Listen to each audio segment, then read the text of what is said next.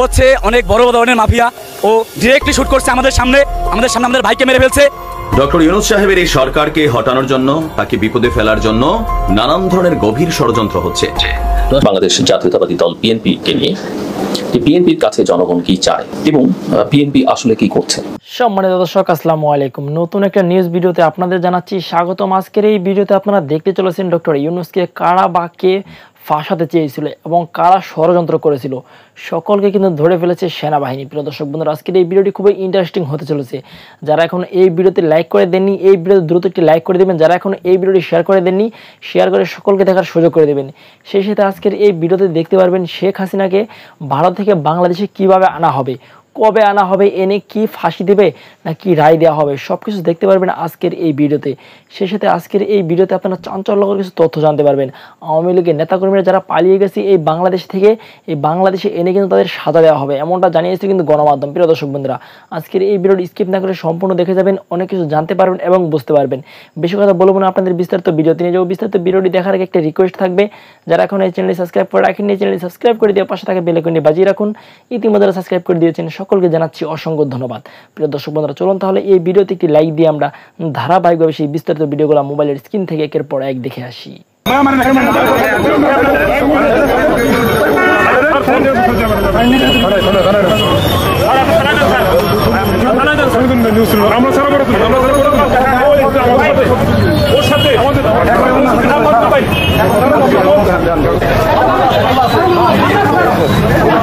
আসলে ওনারা হচ্ছে প্রথম থেকেই আওয়ামী লীগের দোসর হয়ে আমাদের সাধারণ ছাত্রদের উপরে তারা প্রথমে তো লাঠিচার্জ এবং বিভিন্ন রকমের হুমকি, আমাদেরকে বিশেষ করে আমাদেরকে অনেকজনকে চিনে, আমরা হাবিবুল্লাহ কলেজের, আমাদেরকে সবাইকে ওনারা হচ্ছে পার্সোনালি থ্রেট দিত যে তোমরা রাস্তায় বের হবে না, রাস্তায় বেরোলে ওই করবো সেই করবো, গুম করে ফেলবো, আমাদেরকে গুমের হুমকি দিয়েছে। এখন তারা যে দল চেঞ্জ হয়েছে বা ক্ষমতা পালিয়ে গেছে শেখ হাসিনা, তখন আসলে তারা রাস্তায় দেখলেন প্রকাশ্যে বুক খুলে ঘুরে বেড়াচ্ছে। আমরা ছাত্রজনতা উঠে বলতে চাই, এই ফরহাদ এবং আশিসের মতো দালাল এদেরকে আমরা কঠিন হস্ত দমন করার জন্যই আমরা আজকে এই করলাম, ওদেরকে বললাম। ও না, হ্যাঁ, ও হচ্ছে অনেক বড় ধরনের মাফিয়া। ও ডিরেক্টলি শুট করছে আমাদের সামনে আমাদের ভাইকে মেরে ফেলছে। আমরা নিজে দেখছি সামনে থেকে দেখি। যাদেরকে দিয়ে এই ছাত্র আন্দোলন বিশেষ করে বিরোধী দমনের প্রচেষ্টা করছে, তাদের তো আসলে ওরকম ফিটনেস দরকার, একটু দেখতে শুনতে দরকার। ওরা দেখতেও যদি মনে হয় যে ও গুন্ডা, তাই না? এই গুন্ডারের হাতে অস্ত্র তুলে দেওয়ার পরে যাত্রাবাড়িতে যে 5 তারিখেও যে হামলা হয়েছে, 5 তারিখের সাথে মানুষ যে মেরে ফেলছে, এইখানেও এই স্পটে হয়েছিল, ঠিক আছে? আর এই যে আশিস এবং ও দুজন, আপনি চিন্তা করতে পারেন যে ওই রিজিম যখন হয়েছে, এখনও তারা পিডব্লিউডির মতো স্থানীয় চাঁদাবাদির জন্য আজকেও সেইখানে স্পটে উপস্থিত ছিল। তো সে কত বড় মাফিয়া, এবং সে এর সাথে কিন্তু শেখ হাসিনার সাথে এই মামলা আছে তার, ঠিক আছে? তো আপনি একটা জিনিস চিন্তা করেন যে আজকে ছাত্র জনতা এত ত্যাগ তিতিক্ষার মাধ্যমে, এত জীবনের বিনিময়ে আমরা যে আজকে স্বাধীনতা নিয়ে আসলাম, সেই স্বাধীনতার আসলে মূল্য কোথায় যদি সেই সন্ত্রাসীরা এখনো রাস্তাঘাটে ঘুরে, এখনো সরকারি অফিস আদালত দখল করে, এবং এরা হলো চোর। এরা কি করতেছে? প্রশাসন এবং বিভিন্ন সুশীল মানুষের মধ্যে আওয়ামী লীগের এই যত ধরনের কূটকৌশলগুলো এগুলো প্রচার করে, এবং এদের মাধ্যমে এগুলো সার্কুলেট হয়। হ্যাঁ, ও হলো মানে যুবলীগ করে, এবং যাত্রাবাড়ি ওর নামে মামলা আছে, যাত্রাবাড়ি থানাতে ওর নামে মামলা আছে। এ হলো পিডব্লিউডিতে যাচ্ছে। পিডব্লিউডিতে একবার ওরা গেছে, সেখানে অনেক মানুষজনের মানে একটা সমাগম ছিল, দেখে ওরা সরে আসছে। এখন ওরা আবার পিডব্লিউডিতে যাচ্ছে তার সঙ্গভঙ্গ নিয়ে। এই জন্য আমরা যখন দেখলাম যে একটা সরকারি প্রতিষ্ঠান ওরা কি করবে, এখন এগুলো দখল করে এই বিরোধী দল যারা আছে তাদের প্রতি এই দোষারোপটা করবে, তখন আমরা ওদেরকে ধরে ফেলছি, ওরে ধরে ফেলছি। বিশেষ করে আগে একজন ধরছি, পরেই ওরে ধরছি আমরা, ঠিক আছে? আপনারা দেখছেন, আমরা কিন্তু বৈষম্য বিরোধী ছাত্র আন্দোলনের শুরু থেকে আমরা হাবিবুল্লাহ বাহার ইউনিভার্সিটি, শান্তিনগর এবং শাহবাগে বিভিন্ন স্পটে আমরা আইডি কার্ড ব্যবহার করে কিন্তু আমরা আন্দোলনে ছিলাম। আমি বিশেষ করে নারায়ণগঞ্জ থেকে আসি যাই, আমার হাবিবুল্লাহ বাহার কলেজ থেকে যাওয়ার পথে পল্টন এবং যাত্রাবাড়ি আমার মুখোমুখি হইতে হয়। আমি লাস্ট 4 তারিখে আমি যেদিন যাই, আমাকে রবি এবং হাদি এবং এদের সাথে পিস্তলধারী যারা ছিল আমাকে সরাসরি অ্যাটাক করছিল। আমি কোনো মতে আমার জান নিয়ে পালিয়ে আমি ঈদগাহের দিকে চলে গেছি, ওই রোড দিয়ে পরে বাসায় গেছি। এতে এরা ক্ষান্ত হয়নি, এরা জানে আমি নারায়ণগঞ্জ থেকে আসি, যাত্রাবাড়িতে আবার ভেটু দিছে আমাকে এক প্রকারে লেগুনা থেকে নামিয়ে। এদের হাতের অস্ত্র এবং রান্দা ছিল, আমাকে কোপাবে। আমি শহীদ ফারুক রোডে একটা পানের দোকানের নিচে আমি বসেছিলাম, খালি আমি আল্লাহ করতেছিলাম না যেন আমি আজকেই শেষ। আমার আসলে এদের বিরুদ্ধে মানে আমার আর বলার কিছু নাই যে এরা আসলে কত মানে কোন রূপের মাফিয়া। এরা আসলে আমাদের এই ছাত্র আন্দোলনে আমরা শেখ হাসিনাকে এই দেশ থেকে হটানোর পর থেকে, এই স্বৈরাচারকে এই দেশ থেকে হটানোর পর থেকে এরা বিভিন্ন মুখোশ ব্যবহার করে সাধারণ মানুষের সাথে মিশে তারা বিভিন্ন কর্মকাণ্ড তাদের সাকসেসফুল করতে চায়। বিশেষ করে আমরা হাবিবুল্লাহ বাহারে আমরা জনমানুষের জন্য কাজ করি। এখন আমাদের কলেজে ত্রাণ নিয়ে আমরা কাজ করতেছি, সেখানেও তাদের সিন্ডিকেট থামিয়ে নেই। তারা ত্রাণের নামে টাকা তুলে হাবিবুল্লাহ বাহার ইউনিভার্সিটিতে একটা কলঙ্ক অধ্যায় তারা প্রমাণ করতে চায়। বিগত দিনে হাবিবুল্লাহ বাহারের সামনে আমাদের শান্তিনগর বাজার আছে, কাঁচা বাজার, ওখান থেকে তারা চাঁদাবাজি করতে চায়। আমি এবং আমার কিছু স্টুডেন্ট যারা ছিল সকলেই মিলে তাদেরকে একটা দৌড়ানি আমরা দিই। এতেও তারা ক্ষান্ত হয়নি, এখনও তারা বিভিন্ন জায়গাতে তারা মিটিং বসে। আপনি দেখতেই পাচ্ছেন একজন মাত্র আমরা ধরলাম, ধরার পরে একজন কিন্তু চলে আসছে। সবার গন্তব্য কিন্তু এক জায়গাতেই, সবাই এক জায়গাতে বসে মিটিং করে আমাদের জনমানুষকে কিভাবে তারা আবারও বিভিন্ন হুমকির মুখে ফেলে দিচ্ছে। আমরা যে আন্দোলন করেছি অবশ্যই তারা জানে আমরা কোন স্পটে ছিলাম। বিশেষ করে এই যে আমার আইডি কার্ড, হাবিবুল্লাহ বাহারের আইডি কার্ড, আমাদের দেশ স্বাধীন হয়ে গেছে, কিন্তু এদের মতো লোকদের কারণে এখনো কেন যেন মনে হয় আমার জীবন এখন আমার রিল্যাক্স নেই বা এখন আছে কোনো নিরাপত্তা নাই। যে কোনো মুহূর্তে আইডি কার্ড দেখলে তারা এই যে দেখলেন সংঘবদ্ধ, একজন এখান থেকে আসছে, একজন এখান থেকে আসছে, একজন চাঁদাবাজির জন্য আসছে, এরা ঘাপটি মেরে বসে আছে। কখন আমাকে একা পাবে। ডক্টর ইউনূস সাহেবের এই সরকারকে হটানোর জন্য, তাকে বিপদে ফেলার জন্য নানান ধরনের গভীর ষড়যন্ত্র হচ্ছে। আর আজকে যে ঘটনা ঘটেছে, এলডিপির এই ব্যক্তি তিনি যে অন্যায় করেছেন এটা কোনোভাবেই ক্ষমার যোগ্য না। আমার মনে হয় তার বিরুদ্ধে তাৎক্ষণিকভাবে তাকে গ্রেপ্তার করে তাকে নিয়ে প্রয়োজনে ডিবি হারুনকে খবর দেওয়া হোক যে তুমি এখন থেকে ডিম থেরাপি দিবা কিছু না তাদের। কারণ এখন যারা রিমান্ড করাচ্ছেন তাদের রিমান্ডের নমুনা, ডিবি হারুনের রিমান্ডের নমুনা দুইটা আলাদা জিনিস ছিল। কাজে লাগে, মানে যেহেতু আছে আইনা ডিবিতে আইনা অন্তত রিমান্ডের ইস্যুতে ডিবি হারুনের কাজে লাগে। দেখেন ডক্টর ইউনূসের সাথে গোপনে বৈশা ডক্টর ইউনূস কথা বলতেছে, এরকম মোবাইল ধরে রেকর্ড করতেছে। কি হচ্ছে ভাবা যায় এগুলা? এবার আসেন এখানে ঘটনা কি ভিডিওটা শেয়ার করবেন। আমরা আইন শৃঙ্খলা বাহিনীর দৃষ্টি আকর্ষণ করছি, এই সকল কথিত নেতা এরা কার এজেন্ট? ভারতের নাকি মার্কিন যুক্তরাষ্ট্রের নাকি পাকিস্তানের চর? কোন দলের? বিএনপির নাকি আওয়ামী লীগের? কার পক্ষ হইয়া এই নেতা এরকম গোপনে ডক্টর ইউনূসের ভিডিও ধারণ করছিল? ঘটনা হচ্ছে লিবারেল ডেমোক্রেটিক পার্টি, কথিত এলডিপি, এগুলার সারা বাংলাদেশে 500 কর্মী নাই। এটার যে প্রেসিডিয়াম সদস্য ডক্টর নেয়ামুল বশির শিক্ষিত হয়েছে কিন্তু অশিক্ষিত, মূর্খ, বর্বর, এটাই তার প্রমাণ। ডক্টর আছে নামের আগে। আচ্ছা, ডক্টর নেয়ামুল বশিরকে সাময়িক বহিষ্কার করা হয়েছে। ঘটনা কি? প্রধান উপদেষ্টার সাথে, আপনারা জানেন যে ডক্টর ইউনূস সাহেব বাংলাদেশের বিভিন্ন রাজনৈতিক দলগুলোর সাথে আপনার একটা মত বিনিময় সভা চালাচ্ছেন, বা নির্বাচনী রোডম্যাপ বা কিভাবে কি করবেন সংস্কার ইস্যুতে তিনি মানে দফায় দফায় বৈঠক করছেন। সেই বৈঠকে এলডিপির সাথে তার একটা বৈঠক ছিল। আর সেই এলডিপির দপ্তর সম্পাদক অধ্যক্ষ মোহাম্মদ মাহবুবুর রহমান স্বাক্ষরিত সংবাদ বিজ্ঞপ্তিতে বলা হয়েছে 31শে আগস্ট বিকাল 5টা অন্তর্বর্তীকালীন সরকারের প্রধান উপদেষ্টার আমন্ত্রণে রাষ্ট্রীয় অতিথি ভবন যমুনায় এলডিপির প্রেসিডেন্ট কর্নেল অবসরপ্রাপ্ত অলি আহমদ বীর বিক্রমের নেতৃত্বে 5 সদস্যের একটি প্রতিনিধি দল আলোচনায় অংশগ্রহণ করে। আলোচনা চলাকালীন বিনা অনুমতিতে গোপনে দলের মহাসচিব ডক্টর রেদওয়ান আহমেদের বক্তব্য দলের প্রেসিডিয়াম সদস্য ডক্টর নিয়ামুল বশির গোপনে ভিডিওতে রেকর্ড করেন যে ডক্টর ইউনূস এবং তিনি যখন কথা বলছিলেন, মানে তার দলের যিনি প্রধান আছেন। এখন এইটা যেমনি হোক টের পেয়ে গেছে। আমার কথা শুনবার জন্য আপনাদের সবাইকে স্বাগত জানাই। আজকে আমি আলোচনা করতে চাই বাংলাদেশ জাতীয়তাবাদী দল বিএনপিকে নিয়ে, যে বিএনপির কাছে জনগণ কি চায় এবং বিএনপি আসলে কি করছে। প্রথম কথা, আমি বহুবার বলেছি যে আমি কোনো রাজনৈতিক দলের সঙ্গে সম্পৃক্ত নই। ছাত্র জীবনে একটা দলে রাজনীতি করতাম, ছাত্রাবস্থায় ছেড়ে দিয়েছে। ভবিষ্যতেও আমার রাজনীতির সঙ্গে সম্পৃক্ত হবার কোনো আকাঙ্ক্ষা, কোনো ইচ্ছে, বিন্দুমাত্র ইচ্ছা নেই। কোনো সরকারি রাষ্ট্রীয় দায়িত্ব পালন করবারও আমার কোনো ইচ্ছা, স্বপ্ন, দুঃস্বপ্ন কিছুই নেই। আমি আমার জীবন নিয়ে সন্তুষ্ট, একথা একদম পরিষ্কার। সবার জন্য সব কিছু নয়, সবার সব কিছু হতে চাওয়া এটা ঠিক নয়। এখন কেন আমি আওয়ামী লীগ, বিএনপি দলগুলো নিয়ে কথা বলি, কেন তাদের ভালো হবার কথা বলি? কথা এই কারণে বলি, আমি এই দেশের একজন নাগরিক। এইসব রাজনৈতিক দলের ক্রিয়াকর্ম দেশকে, জনগণকে প্রভাবিত করে এবং জনগণের একজন অংশ হিসেবে আমাকে প্রভাবিত করে। এবং আমি শুধু আমাকে নিয়ে ভাবি না, ভাবা উচিত না আমাদের কারোরই।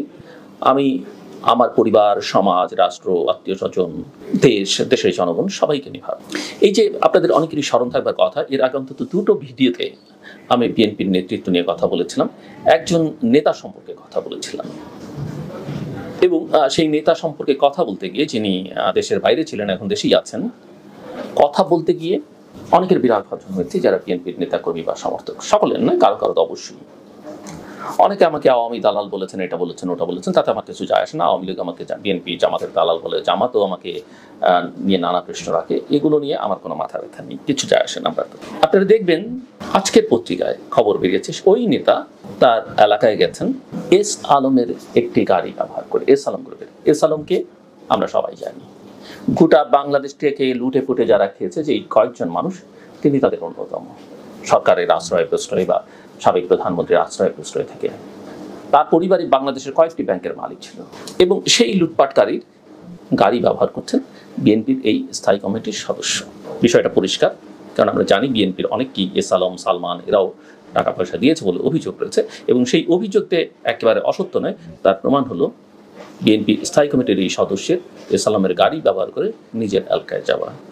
বিএনপি সম্পর্কে আবার দ্বিতীয় কথা যেটা আমি সবসময় বলতে চাই, যে বিএনপির মধ্যে দুর্বলতা আছে। এই যে তখন এখন বিভিন্ন জায়গায় দখল টখল হচ্ছে, তার মধ্যে বিএনপি নেতাকর্মীরা অনেক জায়গায় আছে। যদিও বিএনপি বলছে, বিএনপি মহাসচিবও বলছেন যে এদের বিরুদ্ধে অভিযোগ আসলে এদেরকে দল থেকে বহিষ্কার করা হবে, এদের ধরিয়ে দেওয়ার জন্য বলছেন। কিন্তু একটা দলের নেতাকর্মীদেরকে কেন বোঝানো যায় না, কেন 15 বছরের এই অপকর্ম, অনিয়ম, অত্যাচার দেখে শিক্ষা হয় না, সেটা বিএনপির নেতৃত্বের কাছে একটা বড় প্রশ্ন।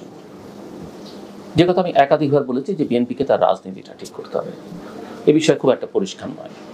আওয়ামী লীগ সম্পর্কে মানুষের ঘৃণার শেষ নেই, বিএনপি সম্পর্কে মানুষের যে খুব আস্থা আছে সেটা খুব বলা যাবে না। আবার অনেকে যেমন মনে করে যে এদেরকে মাইনাস করে ফেলতে হবে, আমি আবার সেই ধারার মধ্যে নই।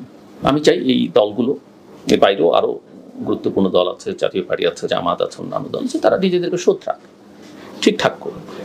আমরা গণতন্ত্র চাই, গণতন্ত্র চাইলে নির্বাচন থাকতে হবে, রাজনীতি থাকতে হবে, রাজনীতি থাকলে রাজনৈতিক দল থাকতে হবে। এটা গণতন্ত্রের ভিত হিসেবে কাজ করি প্রতিষ্ঠানগুলো, এগুলোকে শক্তিশালী করতে হবে। বিএনপি একটা রাষ্ট্র মেরামতের রূপরেখা দিয়েছে, মানুষ বিশ্বাসই করে না যে তারা ক্ষমতায় গেলে সেটা করবে। এর আগে এই কারণে এখন অনেকে অনেক কিছু বলছেন যে অন্তর্বর্তীকালীন সরকার সেটা করে দিয়ে যাক। সো বিএনপিকে একটা বিশ্বাসযোগ্যতা অর্জন করতে হবে, তার রাজনীতিটা ঠিক করতে হবে। রাজনীতি ছাড়া এই কর্মসূচি এটা ওটা বলে আসলে মানুষের মনে দীর্ঘমেয়াদী জায়গা করে নেওয়া যাবে না। বিএনপির কতগুলো অ্যাসেট আছে, একটা হচ্ছে তার প্রতিষ্ঠাতা জিয়াউর রহমান, তাকে নিয়ে অনেক প্রশ্ন আছে। তার সময় সামরিক শাসন ছিল, যদিও সেটা আগে থেকেই ছিল। রাজনীতিটাকে তিনি কিছুটা তিনি স্বাধীনতা বিরোধীদের মূলধারায় নিয়ে এসেছেন, সেটা একটা অভিযোগ। তিনি পলিটিশিয়ানদের পলিটেট করেছেন, সেটা একটা অভিযোগ। হানা ভোট নিয়ে নানা অভিযোগ আছে। কিন্তু জিয়াউর রহমান একজন মুক্তিযোদ্ধা ছিলেন, আওয়ামী লীগ প্রশ্ন তুলেছে, ঠেকাতে পারেনি, বীর মুক্তিযোদ্ধা। বঙ্গবন্ধুর নামে কিংবা তার আগে নিজেই শতপ্রণোদিত হয়ে স্বাধীনতার ঘোষণা দিয়েছেন। জিয়াউর রহমানের ব্যক্তিগত সততা নিয়ে, জীবনযাপন নিয়ে কোনো প্রশ্ন নেই, কেউ কখনো তুলতে পারেনি যে তিনি চুরি করেছেন, স্বজনপ্রীতি করেছেন। এটা বাংলাদেশের বর্তমান রাজনৈতিক ব্যবস্থায় একটা বড় সম্পদ, বিএনপি এটাকে কাজে লাগাতে পারেনি। এই একটি দুটি উদাহরণ দিই একটা দল অনেক দূর যেতে পারে বলে আমি মনে করি। বাংলাদেশের জনগণ আর বিএনপি তো বটে, কোনো রাজনৈতিক দলকে আওয়ামী লীগের মতো দেখতে চায় না। দেশ গঠন করবার জন্য প্রকৃত পদক্ষেপ গ্রহণ করতে হবে, এবং শুধু নিজেদের কর্মীদের জন্য নয়, দেশের জন্য রাজনীতিকে নতুন করে বিএনপি সাজাবে, মানুষ সেটাই দেখতে চায়। এবং একথা অনস্বীকার্য, গত 17 বছর ধরে বিএনপির উপরে অকথ্য অত্যাচার, নিপীড়ন, অন্যায্য কাজ, অন্যায় হয়েছে। বিএনপির বহু নেতাকর্মী জীবন দিয়েছেন, গুম হয়েছেন, জেল খেটেছেন, দিনের পর দিন মামলায় হাজিরা দিতে আদালতের সময় দিতে হয়েছে। তাদের পরিবারের সদস্যরা অনেকেই ট্রমাটাইজড, সেগুলো অনস্বীকার্য, এগুলো তাদের মন থেকে মুছে যাবে না। কাজে এক ধরনের প্রতিশোধ, প্রতিহিংসাও তাদের মধ্যে থাকতে পারে, কিন্তু মাথায় রাখতে হবে, আমরা যদি দেশটাকে ভালোবাসি, আমাদের কোথাও না কোথাও থেকে শুরু করতে হবে। সবাই খারাপ করেছে বলে আমাকেও খারাপ করতে হবে, কখনো না কখনো ক্ষমা করে দেবার মতো বড় মহৎ কিছু পৃথিবীতে হয় না। কিন্তু আবার এত অপরাধের পরে, এত তরুণ শিশুর জীবন নেবার পরে আওয়ামী লীগকে সহজে ক্ষমা করে দেবেন শেখ হাসিনাকে, সেটাও আমি বলছি না। যা করবেন ভেবে চিনতে, সুচিন্তিত হবে, দৃঢ় পদক্ষেপ, যেন ভবিষ্যতে এটাকে কেউ অন্যায্য না বলতে পারে, ভবিষ্যতে এটাকে কেউ উল্টাতে না পারে, সেরকম একটা ব্যবস্থা করতে হবে। মোদ্দা কথা হচ্ছে যে আওয়ামী লীগের মতো শাসন বাংলাদেশের মানুষ আর দেখতে চায় না, আওয়ামী লীগের মতো দল মানুষ দেখতে চায় না, পুলিশ এবং তার গুন্ডা বাহিনী পাশাপাশি থাকবে, সেটা বাংলাদেশের মানুষ আর দেখতে চায় না। কাজেই নেতাকর্মীদের উপর নিয়ন্ত্রণটা খুবই জরুরি। নেতাদের উচিত নিজেদেরকে নিয়ন্ত্রণ করা। তাদের অনেকের বিরুদ্ধে অনেক অভিযোগ আছে, কর্মীদেরকে নিয়ন্ত্রণ করা, নিজে ঠিক না হলে কর্মী ঠিক রাখতে পারবেন না। কাজেই আমরা যেমন স্বাগত জানাই যে বিভিন্ন জায়গায় লুটপাটের বিরুদ্ধে নেতা কর্মীদের এই যে দখলদারিত্বের বিরুদ্ধে তারা যে ব্যবস্থা নিচ্ছেন সেই জন্য তাদের সাধুবাদ জানাই, কিন্তু এটা একেবারেই বন্ধ করবার একটা উদ্যোগ নিতে হবে। দেখতে হবে এখানে অন্য কেউ ঢুকে পড়ে স্যাবোটেজ করছে কিনা, সেটাও কিন্তু বিএনপিকে দেখতে হবে। ফলে গোটা দলে একটা শুদ্ধি অভিযান দরকার। আবার শুদ্ধি অভিযানের নামে ওই যে বলে না মানে লোম বাস্তে ছালা উজাড় করার মতো অবস্থাও কিন্তু করা যাবে না। তবে এটা ঠিক যে বাংলাদেশের মানুষ এটা মাথায় রাখতে হবে, কোনো দখলদার স্বৈরাচার ফ্যাসিবাদকে আর প্রশ্রয় দিবে না। ছাত্ররা এটা বলেছে এবং মানুষের মন থেকে এটা মুছে গেছে, এবং বাংলাদেশের মানুষের মধ্যে কিন্তু এখন আর ভয় নেই। সেটা বিএনপির নেতৃত্বকে মাথায় রাখবে। কোনো স্বৈরাচারী মানসিকতা মানুষ দেখতে চায় না, এবং স্বৈরাচারী মানসিকতা আপনি দেশে দলে চালালো সেটা পছন্দনীয় নয়, ব্যক্তি জীবনও নয়, পারিবারিক জীবনও নয়, দেশের ক্ষেত্রে তো নয়। নতুন প্রজন্ম কি চায়? আওয়ামী লীগ যেটা বুঝতে ব্যর্থ হয়েছে এবং যে কারণে তার পতন হয়েছে, লজ্জাস্করভাবে তার বিদায় হয়েছে, ভবিষ্যতে জায়গা নিতে তাকে সময় নিতে হবে।